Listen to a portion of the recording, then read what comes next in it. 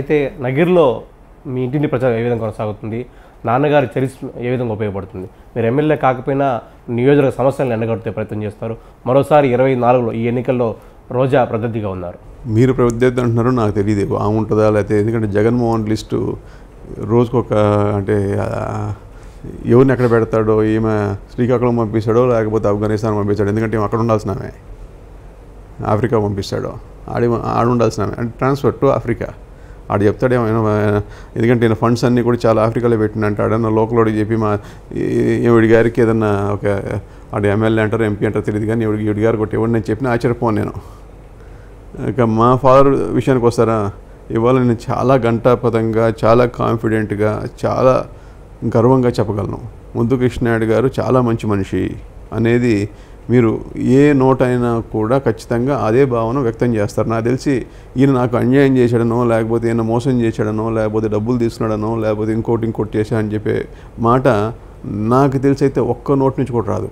అది వైసీపీ కానీ, తెలుగుదేశం కానీ, పాత కాంగ్రెస్ కానీ, సిపిఐ కానీ, సిపిఎం కానీ, లేకపోతే మామూలు ప్రజానికం కానీ, ఆయన చేతనైనంతవరకు చాలామందికి సహాయమే చేశాడు, కానీ ఎక్కడ కూడా చేయి చాచింది లేదు, ఇంకా ఎవరిని మోసాలు చేసింది లేదు.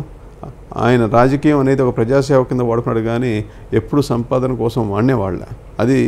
అది కూడా ఏంటి నేను చెప్పేది, 30-40 సంవత్సరాలు లాంగ్ కెరియర్లో మచ్చ లేకుండా ఉండడం అనేది చాలా కష్టం. ఎందుకంటే మనం 9 కరెక్ట్ పనులు చేసి ఒక తప్పు చేసిన 9 తుడుచుకుపోయే పరిస్థితి ఇవాళ కనపడతా ఉంది. అలాంటిది ఆయన సుదీర్ఘకాలం రాజకీయం చేసి కూడా ఎలాంటి మచ్చ పెట్టుకోవాలి ఆయన. అది ఆయన గొప్పతనం, ఆయన క్యారెక్టర్కి నిదర్శనం. ఇవాళ ఇంతమంది ప్రజల్లో కూడా ముద్దు కృష్ణనాయుడు మంచోడు, ఆయన లేని లోటు ఇప్పుడు ఖచ్చితంగా కనపడతా ఉంది. ఆయన మాకు పెద్ద ఉన్నాడు, ఏ ఆపద ఉన్నా మాకు ధైర్యంగా ఉండేది, పెద్ద ఆయన ఉన్నాడు, ఫోన్ కాల్లో రిసీవ్ చేసుకోగానే మనకి ఆ సొల్యూషన్ తీసుకొస్తాడు అనే భావన అయితే ఆ పరిస్థితి ఇవాళ లేదనేది మటుకు మా నగరి కాన్స్టిట్యున్సీ కాదు, చిత్తూరు జిల్లా, యావత్ చిత్తూరు జిల్లా మొత్తం కూడా అది వ్యక్తపరుస్తున్నారు. మీ ప్రెస్ వాళ్ళకే చూడండి, మీ ప్రెస్ వాళ్ళలో కూడా అందరినీ కలుస్తుంటారు. ఇది మా ఫాదర్ని కలుస్తారు, వయసు అందరితో చనువుగా ఉంటారు, అందరితో మాట్లాడుతుంటారు, అందరితో తిరుగుతుంటారు, అందరు ఇంటర్వ్యూలు చేస్తుంటారు, అన్ని ప్రోగ్రాంలు పోతుంటారు. కానీ దీంట్లో కూడా మీ దాంట్లో కూడా పార్టీ డివిజన్స్ ఉంటాయి, మీ దాంట్లో కూడా రకరకాల అఫిలియేషన్స్ ఉంటాయి, మీ దాంట్లో కూడా రాజకీయాలు ఉంటాయి. ఇన్ని రాజకీయాలు మీ దాంట్లో ఉన్నా కూడా అంతిమంగా ముద్దు కృష్ణనాయుడు గారికి వచ్చేకాడికి మీకు ఆయన మంచోడబ్బా అనే మాట మీ దాంట్లో మీ సెక్టర్ అంటే మీకున్న దీంట్లో కూడా వ్యక్తపరుస్తారు. అది ఆయన గొప్పతనం. ఇప్పుడు నేనేదో మా నాయన గొప్ప అంటే మీరు ఎవరు డబ్బా వేసుకుని అనుకుంటారు. మీరు కూడా గుండెల మీద చేయబెట్టుకొని మాట్లాడితే అదే వస్తుంది. అది ఆయన గొప్పతనం. ఆ సెల్ఫ్లెస్నెస్ ఎప్పుడు కూడా పేదవాడికి ఏదైనా చేయాలని చెప్పే తపన ఆయనలో ఎప్పుడూ ఉంది. కాబట్టి ఆయన పుణ్యం అని చెప్పి ఆయన నేను ఎప్పుడేం చేశానో తెలియదు, నాకు ఏదో పుణ్యం చేస్తున్నా దానికని ఆయన కడుపులో పుట్టా. ఖచ్చితంగా ఆయన వేసిన బాటలు నడుచుకుంటూ పోతా. ఆయన అంత పెద్ద మనిషి అయితే కాలేము, ఎందుకంటే ఆయన అంటే అలాంటి మనిషి ఎప్పుడో కాలపురుషుడు అంటారు, అలాంటి వాళ్ళు అప్పుడప్పుడు పుడుతూ ఉంటారు. అలాంటి మనిషి ఆయన. ఖచ్చితంగా ఆయన పేరు నిలబెట్టే ప్రయత్నం అయితే ఖచ్చితంగా చేస్తాం. అయితే 2019 స్వల్ప తేడాతో ఓడిపోయిన పరిస్థితి, ఇప్పుడు అక్కడ రోజాకు వ్యతిరేకున్న 5 మండలాల నాయకుల వ్యతిరేకతను మీరు కలుపుకొని పోతారా?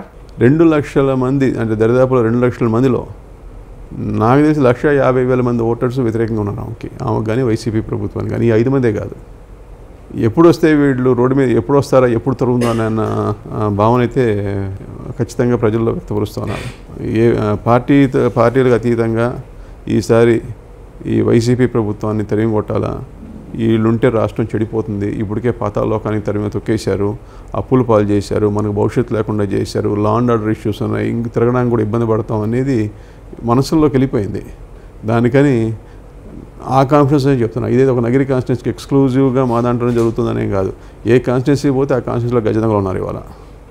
అంతా కూడా డెకాయిడ్ పార్టీ అది, ఏ ఊర్లో అయినా కూడా.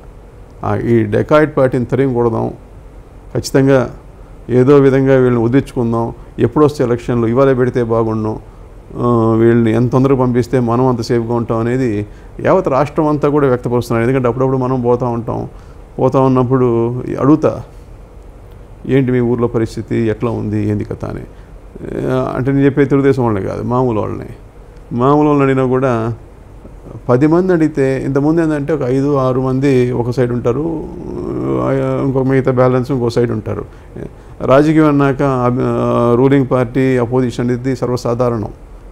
ఎవరికి కూడా బర్త్ రైట్ ఏం కాదు పర్మనెంట్గా అధికారంలో ఉండాలనేది. ప్రజలు ఇష్టం ఉంటే అధికారంలోకి వస్తారు, లేదు ఇంకొకరికి అవకాశం ఇద్దామంటే అది మారుతుంది గవర్నమెంట్. అలాంటిది ఇవాళ మెజారిటీ పీపుల్ అంటే ఒక వన్ సైడెడ్గా ఈ గవర్నమెంట్ని పంపించేద్దాం, ఈ గవర్నమెంట్ బాగా చేయట్లేదు, ఈ గవర్నమెంట్ని ఏదో విధంగా వదిలించుకోవాలా, ఈ గవర్నమెంట్ దోచుకునేస్తూ ఉంది, ఈ గవర్నమెంట్ దౌర్జన్యాలు ఎక్కువైపోయినాయి, ఈ గవర్నమెంట్ భూ కబ్జాలు ఎక్కువైపోయినాయి అనేది మీరు ఏ సెక్షన్ మీరు దారిలో పోతా కూడా టీ కొడి దగ్గర అవుతారా, లేకపోతే మంగళ షాప్ దగ్గర అవుతారా, లేకపోతే సూపర్ మార్కెట్లో అవుతారని మీ ఇష్టం. అది యావత్ రాష్ట్రం అంతా కూడా ఈ మైండ్ సెట్, ఈ ఒపీనియన్ అయితే వ్యక్తం చేస్తారు. ఇంకా ఓటర్ మహాశయులు అది ఓటింగ్లో చూపిస్తారు లేదనేది మనం ఇంకా వేచి చూడాలి. ఎందుకంటే ఇంక ఎలక్షన్లు ఎప్పుడు వస్తే తెలియదు. అది లాస్ట్ టైం ఏప్రిల్ 11 అయింది, ఇప్పుడు 11 అయిద్దా, 5వ తారీఖు అవుతుందా, 18వ తారీఖు అవుతుందా నాకు తెలియదు. ఒకసారి డేట్స్ వచ్చినాక ఓటర్స్ కూడా వెయిట్ చేస్తున్నారు.